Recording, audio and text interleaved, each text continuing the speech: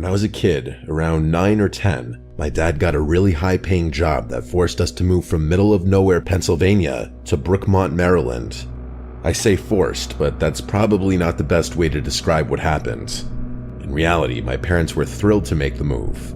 It was a decision they barely thought about. In the span of about a month, we went from this tiny, rundown house in a relatively low-income area to a massive property in one of Maryland's nicest suburbs. You might be wondering how I felt about the whole thing. At that age, I was a pretty antisocial kid and mostly kept to myself, so it's not like I was leaving any lifelong friends behind. I didn't really have any to begin with. Years later, my parents would tell me that the prospect of giving me a fresh start was one of the reasons they were so willing to uproot our entire lives, but that's neither here nor there. The move didn't bother me much, and I was able to adjust pretty quickly. It's not like adjusting was very difficult given the circumstances though. Like I said, the house was huge, and even my 10-year-old self could pick up on the fact that we wouldn't be struggling to make ends meet anymore. I'm not going to bore you about the pointless details about the inside of the house. I'll only tell you what you need to know. I had 2 older brothers, Sean and Harold. The backyard was easily our favorite part. It had a big plot of twisting hedges that made for perfect games of hide and seek, tag, or whatever else we came up with. But the best feature by far was the treehouse at the right edge of the property. Each house on the block was separated by a decently large cluster of tall trees, and the treehouse was situated directly within that patch. I say treehouse, but it was more like a tree castle. It wasn't your dad's run-of-the-mill weekend project. It was massive, spanning 6 or 7 adjacent trees. It had 3 different levels and an actual staircase built into it, not those flimsy planks you're probably used to seeing. It was obvious a professional had built it. For a while, my brothers and I played in the treehouse every day. It was always the highlight of our day. But eventually, my brothers got bored of the treehouse. They were older and in that awful teenage phase where nothing was cool anymore. Eventually, I was the only one who played up there, which kind of sucked. I was really torn up about basically being abandoned up there, but my brothers refused to come back no matter what I said. One day, I climbed up into the treehouse and found a folded piece of paper sitting in the corner. To this day, I still remember the exact words written on that first note. It said, "Hello, I'm the Marshmallow Man. It's nice to meet you. What's your name?" I was the happiest kid alive. I assumed it was one of my brothers playing a game with me, so I played along, hoping to re-interest them in the treehouse. There was a stack of paper in the treehouse that hadn't been there before, so I eagerly picked up one of the markers we had in there and wrote back, leaving a little note with my name. I placed it where I had found the first one, excited to play this new game. That night, I wanted to ask my brothers which of them was the Marshmallow Man, but I was afraid they'd stop playing if I said anything, so I kept quiet. For the next few days, I'd come home from school and run straight to the treehouse. Each time, there'd be another note waiting for me. At first, the notes were innocent and sounded exactly like stuff my brothers would say. I was having a lot of fun with it, but as the days went on, the notes got stranger. The Marshmallow Man started asking me increasingly personal questions that I didn't fully understand. Things that didn't make sense for my brothers to ask, like, what's your favorite time of day to play outside? Or what do you usually eat for breakfast? I don't remember every question he asked, but one of them that will always stick with me was, which window in the house is your bedroom? I look back at that exact question and literally feel sick to my stomach. At the time, I still didn't think too much of it. I assumed it was still one of my brothers, so I answered every question without hesitation. But the next note was so unsettling that I couldn't keep quiet anymore. It was something like, "What do your pajamas smell like?" or something nasty along those lines. I stormed inside and confronted my brothers, demanding to know which of them was behind the notes. They both started laughing at me and denied it. Both of them swore there was no such thing as the Marshmallow Man and started making fun of me for still playing make-believe. I started crying and ran out of the room. I remember being a mixture of sad and angry. I knew one of them had to be lying. Instead of going to my parents, I hatched a plan to catch them in the act. I was not prepared for what was about to happen. That night, as I lay in bed, I heard tapping at my window. I froze, feeling my heart start to beat out of my chest. I was already scared of the dark to begin with, so the tapping added a layer of fear that I couldn't deal with. I sat there in the dark for what felt like hours, too scared to move. Eventually, I forced myself to sleep. The next morning, I pulled back the window curtains and almost screamed. Taped to the outside of my window were dozens of marshmallows. It had to be my brother's. I was so angry, this wasn't funny anymore. I decided I'd catch them red-handed the next night. I pretended like I hadn't noticed the marshmallows and didn't say a thing to either of them all day. Later that night, I was ready. When the tapping started again, I jumped out of bed and yanked the curtains open, ready to yell at them. But it wasn't my brothers. On the other side of the glass was a man, an old, disgusting man with yellow eyes and what looked like rotting teeth. He had patchy hair on his head and smiled at me when he noticed me looking. I don't think I've ever screamed louder in my life. I felt like I was gonna die in that moment. My parents came running, but by the time they got to my room, the man was gone. It was a huge thing. The police searched the property, combing through every inch of the yard and treehouse, but they didn't find anything. They even checked the surrounding area, but that man was never found. Some of our neighbors came outside to see what was going on and reacted in horror when my parents filled them in. I told the police and my parents everything I knew, but there wasn't much I could even say. They took the notes in as evidence, but I doubt they really did anything with them. That man never came back. My parents told me to never play in the treehouse again, but it's not like I wanted to after that incident anyway. I moved out of that house a while ago, but my parents still live there, and I always take an extra long look at the treehouse whenever I'm back. This remains one of the scariest things that has ever happened to me.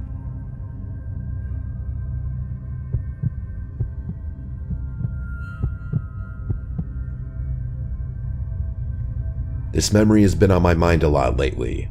My youngest son Luke just went off to college, and while I'm proud of him, the house feels quieter than it ever has before. Too quiet, if I'm being honest. It's funny, when the kids are young, you dream of peace and quiet, but when it finally comes, it's not as comforting as you thought it would be. I don't know why, but his going away unlocked a part of my brain that honestly forgot about what I'm about to tell you. People have told my wife and I that it's normal to be thinking a little extra about memories from my kid's childhood at a time like this, so I guess it's not too surprising.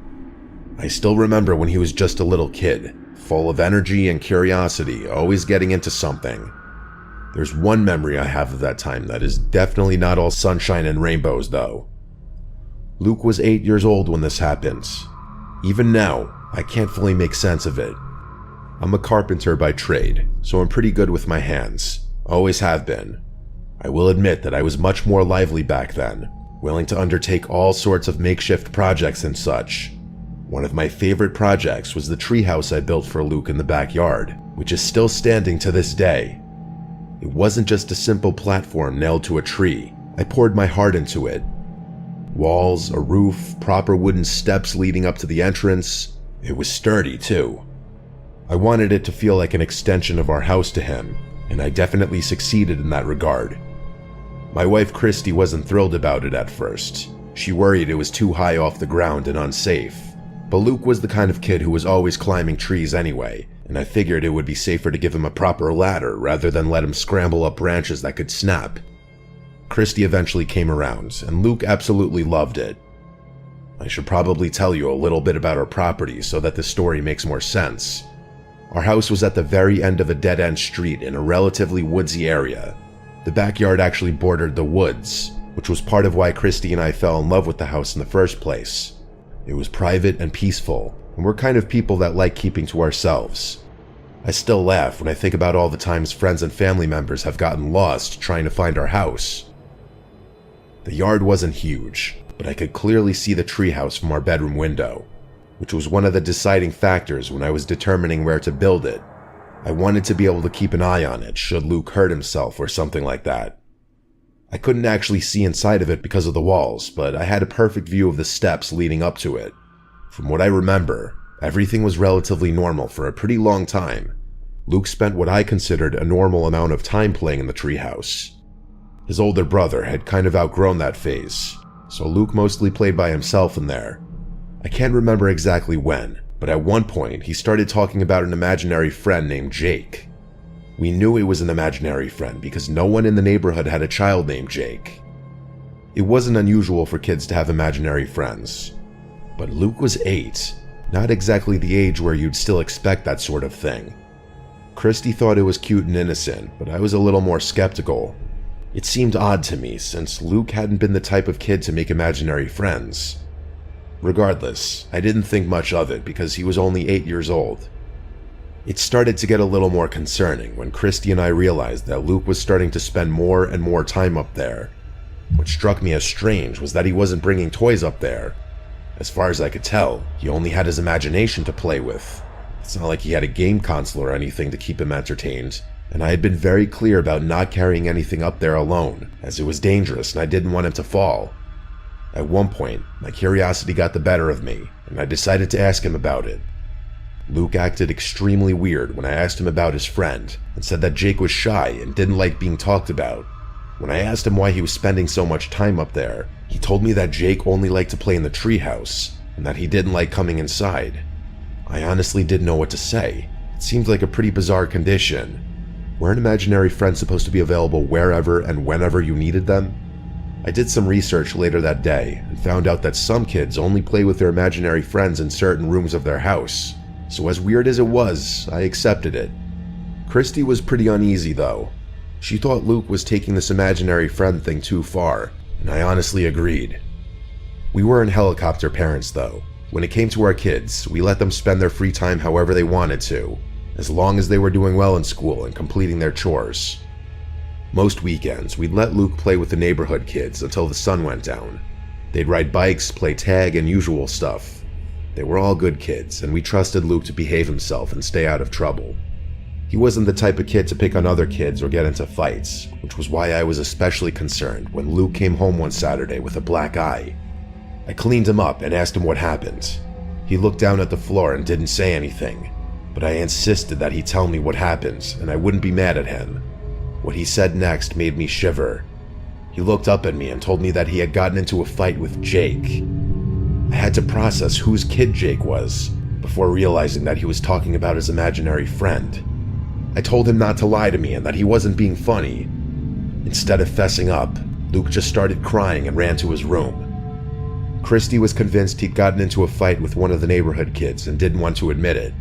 I agreed with that. She wanted me to take down the treehouse right then and there, but I couldn't bring myself to do it. That treehouse had taken weeks of hard work, and the thought of tearing it down didn't sit right with me. I told her that I'd talk with Luke and tell him that he was taking things way too far. Luke refused to come out of his room or talk to me for the rest of the day, so getting something out of him wasn't going to happen. The next day, I decided to investigate. When I climbed up into the treehouse, what I saw made my stomach churn. Scattered around were children's socks and sneakers, all dirty and tattered. I knew for a fact that none of them belonged to Luke. I also knew for a fact that they weren't my older son's either. We had donated all of his old shoes a long time ago. That's not all that was up there. There were also food wrappers, bags, utensils, even a couple of dirty plates. Weirdest of all, there were pencil drawings of wild animals on all the walls. There was a fox, a bear, some deer. I don't remember all of them, but I do remember that they were all animals. The one that stood out to me the most was what appeared to be a gigantic spider with a face that was just completely penciled over. It was just downright freaky. I immediately climbed down and asked Luke about the treehouse. He told me that Jake only liked to talk on a full stomach, so he had to bring him food and other snacks. He then told me that the shoes and socks were also Jake's, and that Jake was pretty forgetful in general. That was it. From that moment on, I forbade Luke from going into the treehouse. I knew he was still lying to me, and I wanted to punish him until he admitted to it. I was 100% sure that Luke had found those things around the neighborhood and was making up stories to cover it up. Christy was worried about Luke's mental health, and I was too. We thought about consulting a professional should things continue. But one evening, I saw something that changed everything. I was looking out the bedroom window when I spotted movement near the treehouse. At first, I was livid that Luke was disobeying me, but then I realized what I was looking at. A sickly, frail-looking child was climbing down the treehouse steps. It wasn't Luke. He didn't look like any of the kids from the neighborhood either. His clothes were dirty, and he moved like he hadn't eaten in days. I ran outside, yelling for that kid to stop. As soon as I opened the back door, the boy darted into the woods. I chased after him, but he was freakishly fast. Within seconds, he disappeared into the trees. Christy called every parent in the neighborhood, but all their kids were accounted for.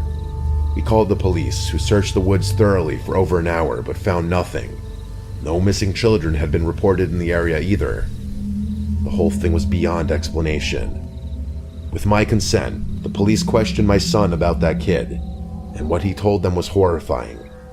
Apparently, Jake claimed to be a magic boy who lived in the woods with his other friends. His friends were supposedly all animals, as he called them bear, fox, and names like that. Every time Jake would come to visit my son, he'd beg him to leave his family behind and join him in the woods with the rest of his friends. He'd then get mad when Luke would refuse and make these strange noises. I don't know why Luke never told me any of it, and there was a part of me that felt responsible for putting him in danger like that. The police conducted a full search of the woods but never found a thing. We never saw Jake again after that. Christy has always been incredibly superstitious and theorized that Jake wasn't real. I don't believe in stuff like that, but the way she talks about it always gives me an unsettling feeling. I honestly don't know which explanation is freakier, the fact that some paranormal entity was interacting with my son, or the thought that there might be woods folk lurking around somewhere in the forest behind my house.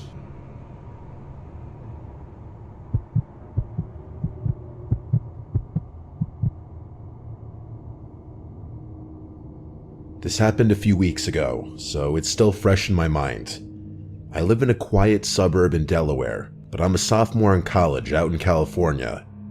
This happened during fall break in October, when I was back home for a few days. I come home every chance I can, which honestly always feels a little bittersweet. I love seeing my parents, but they're really traditional, which can be suffocating. One of the things that drives me crazy is how uptight they are about weed. Even though it's recently been legalized here, they'd lose their minds if they knew I smoked. They've never really gotten used to the idea that I'm an adult now. I can't really understand their position on the whole thing, but at the end of the day, they are my parents, and I would never disrespect them, especially while I'm under their roof. Whenever I'm home, I have to sneak around to avoid getting caught. I hate to admit it, but sneaking around my parents is a skill I've mastered over the years. I can't even count the number of times I've snuck out of the house late at night, let alone all the other mischievous shit I used to do. My dad has the nose of a bloodhound, so smoking inside isn't an option. Thankfully, my old treehouse is still standing in the front yard. My parents built it for me when I was a kid, and even though it's weathered and creaky in some spots, it's held up surprisingly well. It's high enough in the trees that it's basically hidden from view, especially from the house. From up there, I can see everything. The yard, the street, some windows of the house, but no one can see me unless they know exactly where to look.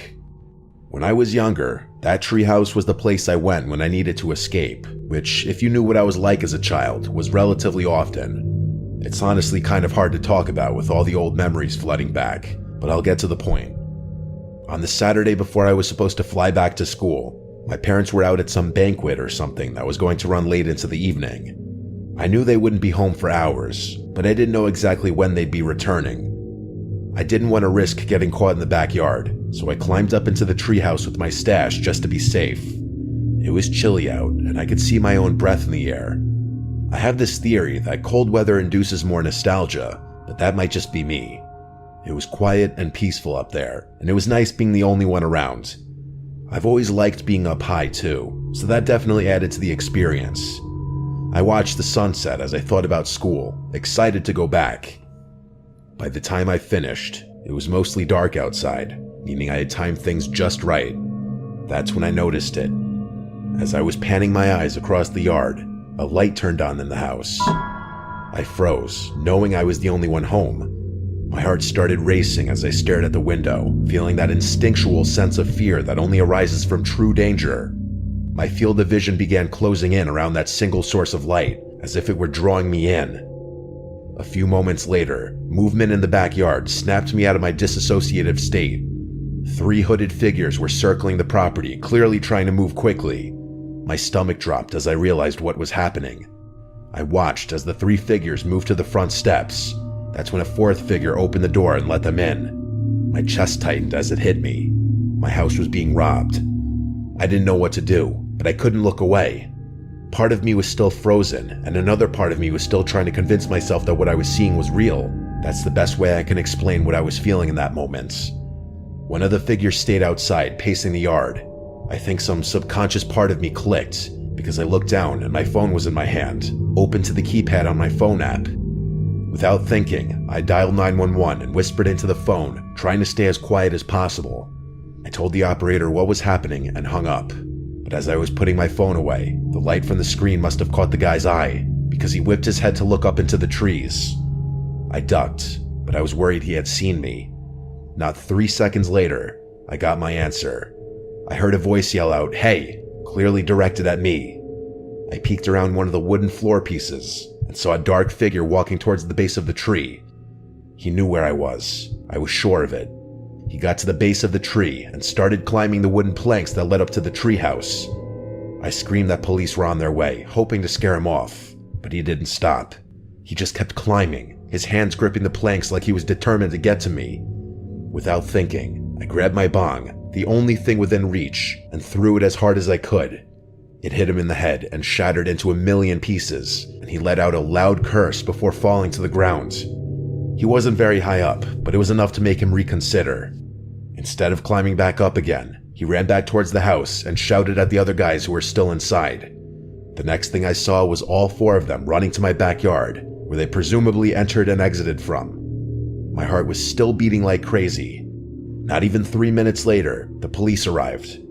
I was shaking so badly as I climbed down from the treehouse that I thought I was going to fall. I tried to tell them what had happened, but my words were a mess. I told them that I hadn't seen a getaway car and that I didn't get a good look at any of their faces. My parents pulled in not long after that. They were really sympathetic about the whole thing, which I was grateful for. The police told us that the robbers must have known my parents would be out that night. It seemed like a planned job, but what they didn't plan for was me being there. I still don't know how to feel about it. I especially don't want to think about what would have happened had that guy gotten all the way up to the treehouse. I'm back at school now, but if I'm being honest, I haven't had a good night's sleep since this incident. I'm terrified those people might come back, and even more terrified that my parents are there all alone. I'm worried sick about their safety, and I just hope that's the last we ever hear of them. I hope I never have to give an update, but I will if God forbid something comes up.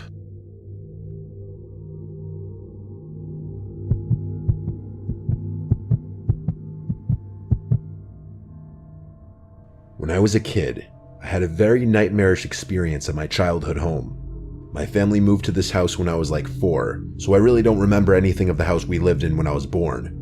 We lived in what I call my childhood house from when I was 4 to when I was 14, so exactly 10 years. I loved that house. I have very good memories from growing up there. We moved out of state when I was just beginning high school, which was a nightmare in of itself, but that's nothing to do with this story. In the backyard of my childhood home was a treehouse. It was built by the previous owner for his kids. Believe it or not, when my parents viewed the house, a major selling point was the kid-friendly nature of the house and the backyard for my older brother and I. My brother Kyle is 2 years older than me, so he was 6 when they bought the house. And my brother and I apparently were very excited over the treehouse aspect in the backyard, according to my parents. My brother and I would play in the treehouse with friends we'd made over the years. But as the years passed, I would stop playing in the treehouse like that at a certain age. By the age of 12, I was obviously not playing in the treehouse anymore, but I was admittedly a troublemaker around this age, and I would often get in trouble with my parents. I'd get grounded often, and in general I'd just throw a lot of temper tantrums, and there would be a lot of yelling in the house. One weekend, my dad grounded me for a repeat complaint from my guidance counselor about my behavior and grades in school, and like an angsty, annoying preteen, I thought I hated my parents at that moment. That night, I refused to sleep in the house. I took a couple blankets and pillows and went outside to the treehouse to sleep up there. It wasn't the first time I'd done this, and my parents would know about it when I'd do it. They didn't care. It was my little way of rebelling. Little did my dad know that I had my Nintendo DS with me, even though I wasn't allowed to play video games or watch TV. I played Animal Crossing for literally hours before getting tired and eventually going to sleep, but I think I was only asleep for a few moments. I don't think I even entered REM sleep yet when I woke up to a voice from outside calling my name. Tommy. Tommy. I was still confused as I was waking back up. It could have been my dad's voice. Tommy, are you up there? The voice said. All I remember is it being a deep, grown man's voice. I didn't reply. My heart started to race for some reason. I heard the steps of the ladder squeaking as someone was coming up. And then, in the near pitch black darkness, I saw someone poke their head through the opening in the floor. I couldn't see their face. I just saw the shadow of the outline of their head. He said, there you are. I replied, Dad? But this was where he stopped responding entirely. For about 20 seconds, I stared at this head that I presume was staring back at me. I was waiting for my eyes to readjust to the darkness, but something told me that that wasn't my dad.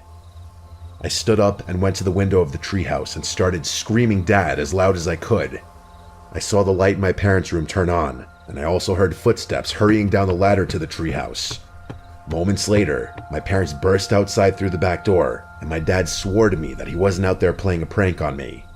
My parents believed me. It wasn't like some stupid horror movie where the parents don't believe a word the kid says. My uncle was still an active cop at the time, and so my dad called him for advice, and my uncle made a report on the incident the next day. Not much information I could give besides I heard a deep man's voice and saw the outline of his head, and that he knew my name. Not much the police could work with. Obviously, I never spent a night in the treehouse again. My dad for a while thought it was one of the neighbors directly across from us, but he could never prove it. For years, whenever I'd see him outside and he'd say hi to me, I'd try to think back to the voice from that night, but I just couldn't remember it clearly enough to make a comparison.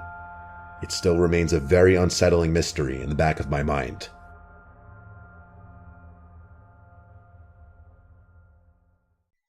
The suspicious behavior. I'm a 24-year-old woman, and 3 years ago, when I changed jobs and moved to a new city, I live alone in a one-bedroom apartment. It was the cheapest unit in the complex, with a partial wall dividing the kitchen from the bedroom, which was only a living room. Despite its size, the apartment was quite nice and offered all the convenience I needed. Since I rarely spent much time there on weekends, I was satisfied with it. This event happened one weekend, about a month after I moved. It was Friday night and I was home alone. The night passed by and I played video games for the whole evening around 11 o'clock. I was tired and decided to go to sleep. My story happened one weekend, about a month after I moved in. It was a Friday night and I was home alone.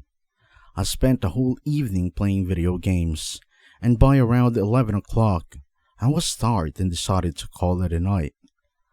I walked over a large sliding glass door that led to my small balcony and went to close the blinds like I did every night before bed.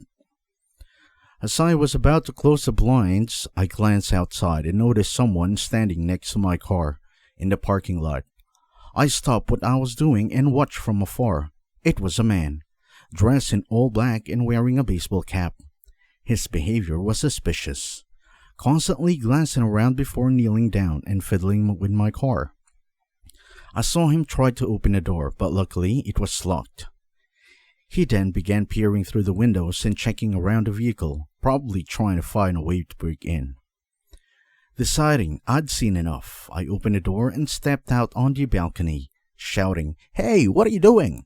The man immediately looked up and saw me. I expected him to be scared of being caught and run, but instead he stood up and stared right back at me. For a few tense moments, he just stood there watching me.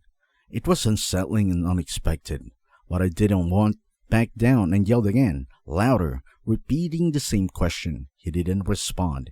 He just kept staring. Then he slowly turned and began walking away from my car, straight towards my building. I watched as the guy walked all the way to the front doors of the apartment building, disappearing from my views.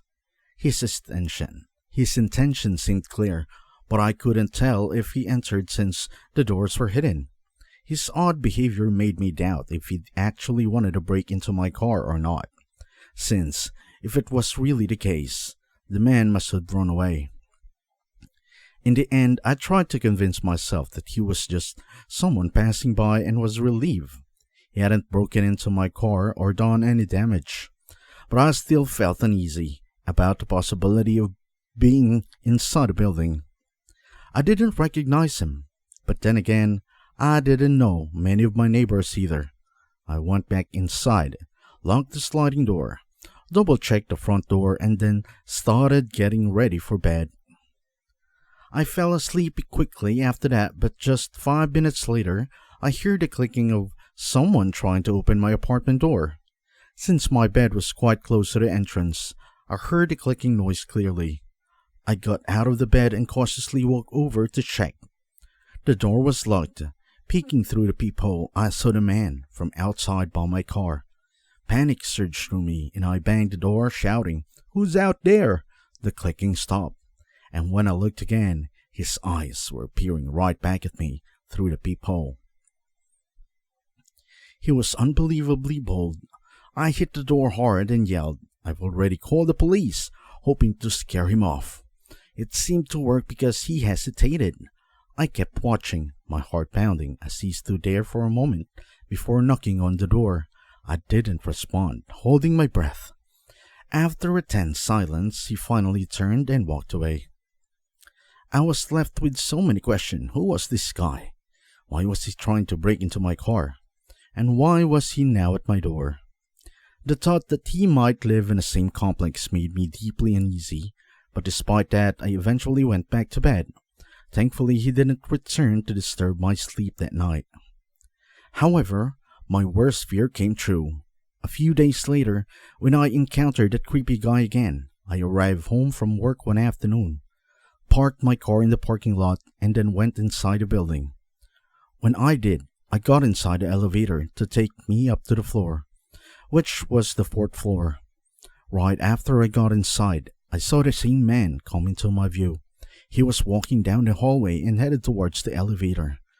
The guy was kind of far away, but after he saw me, he started speeding up and got right before it closed.